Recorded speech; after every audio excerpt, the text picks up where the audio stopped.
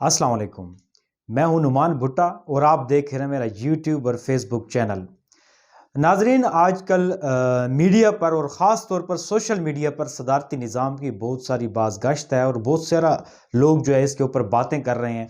इसका पस मंज़र क्या है, लोग क्यों बातें कर रहे हैं और इसकी असल वजूहात क्या हैं कि और दूसरा ये है कि हम थोड़ा सा ये जो सदारती निज़ाम है इसके ऊपर तफसील से बात करेंगे और सदारती निज़ाम का जो बाज़गश्त है वो क्यों है और लोग इस किस्म की बातें क्यों करते हैं, या फिर जब ये इस किस्म की बातें होने लग जाती हैं तो उसमें जो है वो सदाकत कितनी होती है और असल में ये कौन लोग होते हैं जो इस किस्म की खबरें चलाते हैं, या फिर सदारती निज़ाम वक्त की ज़रूरत है।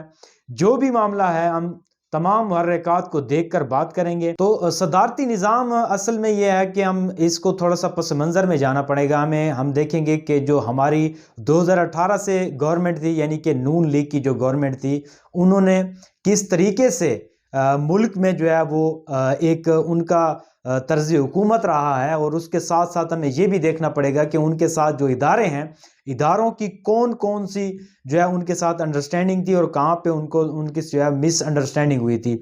इसके ऊपर भी थोड़ा सा नज़र दौड़ाने की ज़रूरत है। बहरहाल ये जो हम देखना पाकिस्तान मुस्लिम लीग नून की हुकूमत की अगर हम बात करें तो हमें देखना पड़ेगा कि उनकी जो फॉरेन पॉलिसी थी वो किस तरह की थी। उसके साथ साथ नवाज शरीफ के जो अस्करी क़यादत के साथ जो ताल्लुकात थे उनको भी देखना पड़ेगा। और ये भी हमें देखना पड़ेगा कि एक मुल्क का वज़ीर आज़म, जब मियाँ नवाज शरीफ की जब हुकूमत थी तो मियाँ साहब UAE के जो है वो उन्होंने मुलाजमत का अकामा रखा हुआ था, और हमारे जो तो मियाँ साहब का जब दौर इक़्तिदार था तो ये देखना होगा कि जिस वजह से उनको जो है वो अदालतों का सामना करना पड़ा, उनके ऊपर केसेस बने थे, UAE की मुलाजमत का उनके पास अकामा था। इसी तसलसल में अगर हम देखें तो वज़ीर दिफा जो उस वक्त थे उनके ऊपर भी यही इल्ज़ाम थे कि उन्होंने बैरून मुल्क की जो है वो मुलाजमत के अकामे रखे हुए हैं, और हमारे वज़ीर दाखिला उस वक्त के जो थे उन्होंने भी अकामा रखा हुआ था। तो ये सारे मामलात, इसके साथ साथ अगर फॉरेन पॉलिसी की बात करें तो उस वक्त जो पाकिस्तान की पोजीशन थी वो इस तरह थी कि पाकिस्तान जो है एक बिल्कुल ऐसा मुल्क था कि किसी भी ब्लॉक का वो हिस्सा नहीं था। लेकिन यह है कि उस वक्त जो है हमारे अमेरिका और दीगर ममालिक के साथ जो ताल्लुकात थे वो भी इतने अच्छे नहीं थे। अगर हम भारत की बात करें तो भारत जो है वो उनके साथ मियाँ साहब की और इनकी नून लीग की क़यादत की जो है वो खुफिया मुलाकातें भी सामने आई थी। तो ये सारा मामला है, इसके ऊपर हम ये तफसील जो है इसको भी हमें देखना पड़ेगा। और इसके साथ जब 2018 से बाद जो है वो जब PTI की गवर्नमेंट आई है, बल्कि मैं ये कहूँगा कि PTI की गवर्नमेंट अभी तक वो आई नहीं थी इक़्तिदार में, उससे पहले ही उनको कंप्रोमाइज़ करने पड़ गए थे। तो मियाँ नवाज शरीफ की हुकूमत जाने के बाद जब PTI की गवर्नमेंट बनी तो इमरान खान इलेक्शन से पहले ही कंप्रोमाइज़ का शिकार हो गए हैं। उनकी जो सेंट्रल एग्जीक्यूटिव जो उनकी कमेटी थी PTI की, उन्होंने यही कहा था कि खान साहब ये जो टिकट देने का सिलसिला है, ये बजाय हम किसी PhD को किसी ऐसे फ़र्द को जो नया चेहरा हो उसको देने के बजाय हमें पॉलिटिकल फैमिली के ऊपर जो है वो फोकस करना चाहिए। और उस वक्त की जो PTI की सेंट्रल एग्जीक्यूटिव जो कमेटी थी उन्होंने ही खान साहब को मशवरे देना शुरू कर दिए कि खान साहब पॉलिटिकल फैमिलीज़ के जो है वो कैंडिडेट सामने लाएं ताकि हम इलेक्शन जीतें।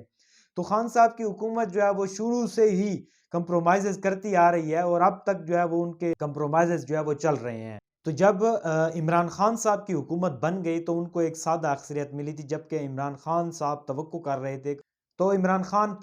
रहे थे, उनको 2/3 जो है वो मेजॉरिटी मिलेगी, तो उनको सादा अक्सरियत मिली थी, जिससे जो है तो हुकूमत जो है उनको एक इस तरह की मिली है कि उनको किसी भी आम सादा सा कानून पास करने के लिए उनको जो है वो 1-2 वोट जो है वो ज़्यादा चाहिए होते हैं अपोजिशन से, ताकि वो अपना कानून पास करें। और हुकूमत इमरान खान की हुकूमत, नाजरीन मैं आपको बताता चलूँ कि ओवरऑल कंप्रोमाइज़ करके अब तक यहाँ पर पहुँची है। और इसको छोटा सा भी बिल मंजूर करवाना हो या छोटी सादा सी कानून साजी के लिए भी इनको जो है वो ब्लैकमेल होना पड़ता है।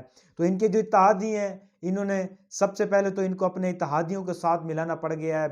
پاکستان مسلم لیگ کاف اور MQM اور دوسرے جو آزاد امیدوار تھے ان کو ملا کر جو ہے وہ PTI نے اپنی حکومت بنائی، عمران خان صاحب نے اپنی حکومت.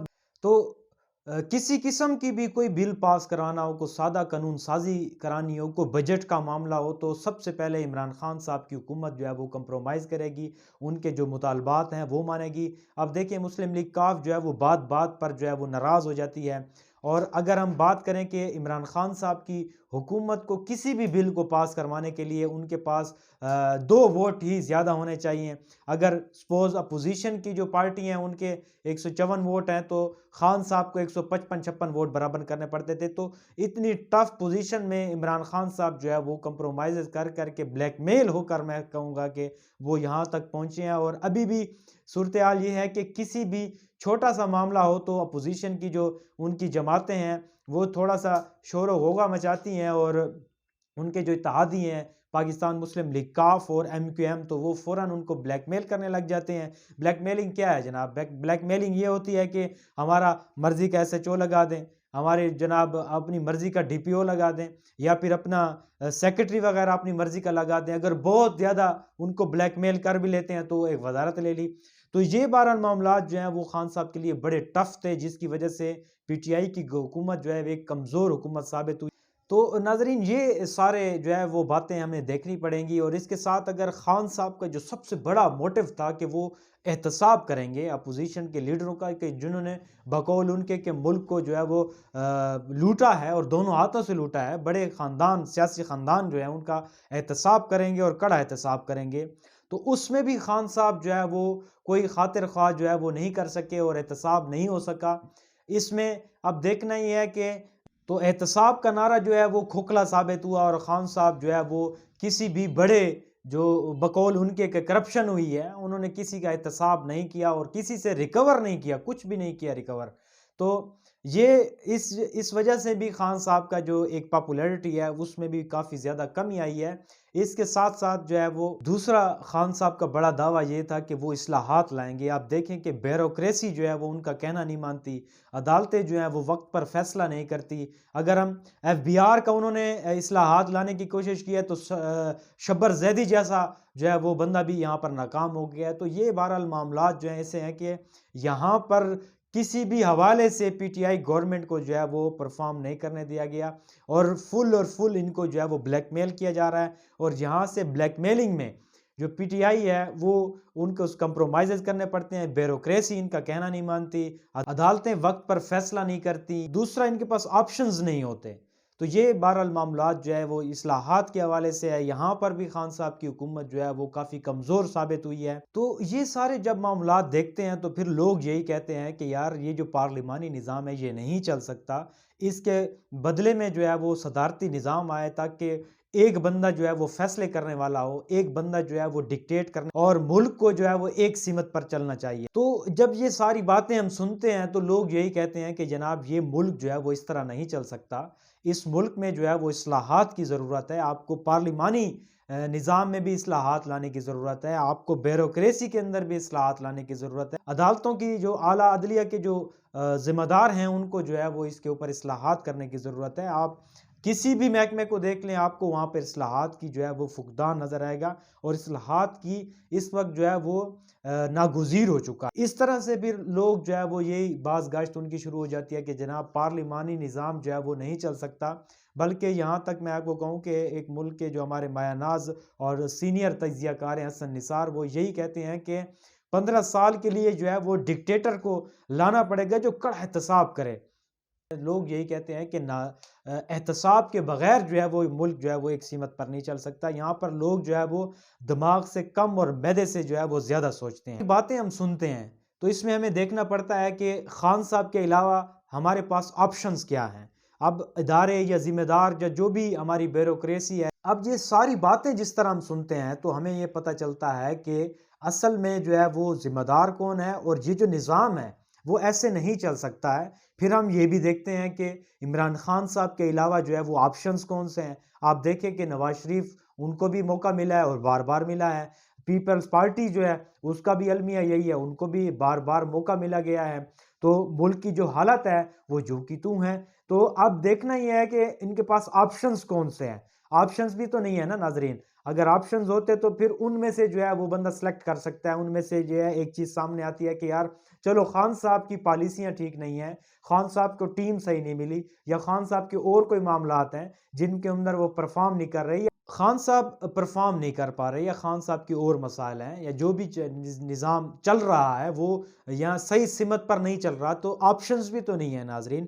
اگر ہمارے پاکستان کے پاس آپشنز ہوتے تو ان میں سے بھی سلیکٹ ہو سکتا تھا. بہرحال اب لوگوں نے یہ کہنا شروع کر دیا ہے کہ جناب یہ جو نظام ہے پارلیمانی نظام, یہ درست نظام نہیں ہے.